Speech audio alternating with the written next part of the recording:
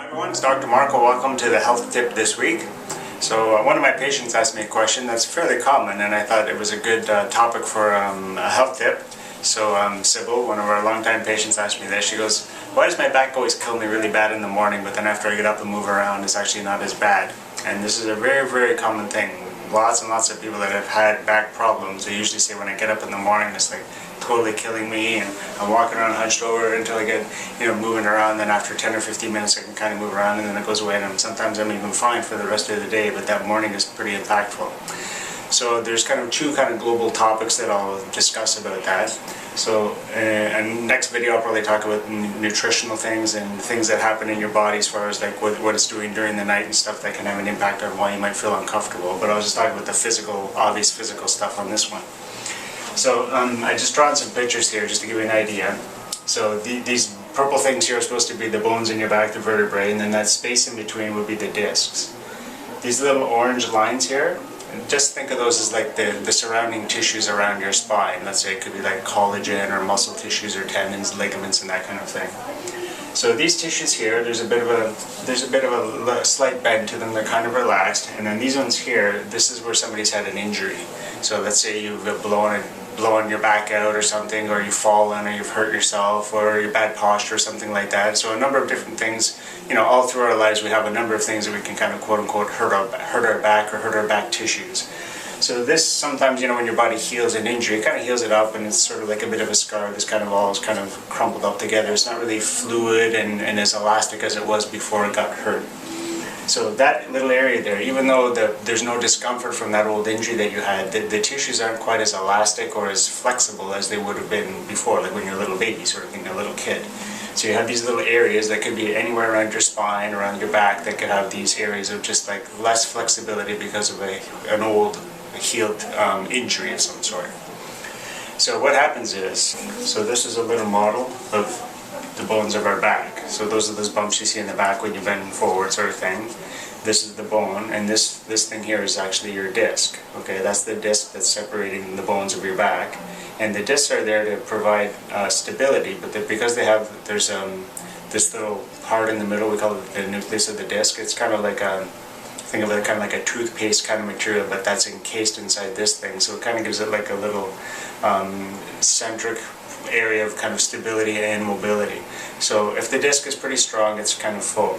If you have a healthy disc during the day when you're standing, that constant pressure of us walking and the weight of our bodies actually pushing on the discs, and slowly they actually start to lose fluid from that area, and that fluid kind of goes into the bodies of the vertebrae, and it gets dissipated. So the discs actually lose a little bit of height during the course of a day. So what happens is when you go to sleep at night, you're taking that effect of gravity off of your disc. So now you're lying on your back, and what happens is there's a word for it, we call it imbibing.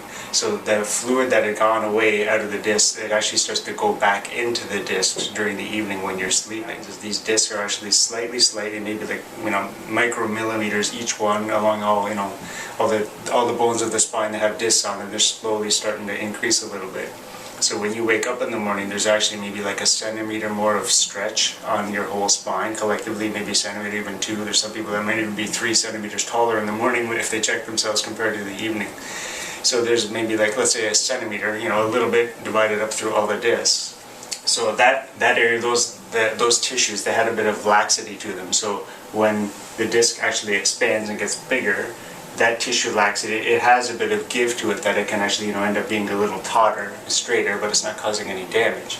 But you take this little area here, that's sort of not quite as flexible area of damage, or tissues that's kind of not quite as loose or free or mobile, and that doesn't stretch as much. So this disc is going to imbibe during the evening, and it's going to absorb, and it's going to get bigger. That's going to be pulling harder on that tissue that isn't quite as flexible. And then what that's going to do is going to start pulling on the bony prominences here and the surface of the bones or other tissues around it. And that stretching of a sort of non-elastic tissue can cause pulling and cause sort of like an inflammatory response and cause uncomfortableness and discomfort. And then that sends the signals up to your brain that this area is really uncomfortable. But what happens is you get up, you start putting pressure on it, you start walking around, and slowly these discs start to lose a little bit of height as you're walking around, and slowly there's just a little bit of ease off that sort of excessive tension, and then the pain can sometimes go away.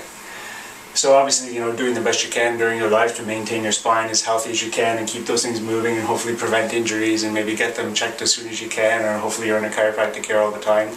So that way that we can get on these things and they don't become like a big garbled mess that's not flexible anymore, and you can kind of keep your spine as healthy and as flexible as possible as you go through life, so you have less of this sort of impact as you grow older, and when you wake up in the morning you want to still be able to wake up and kind of get your body moving and be vertical as best you can.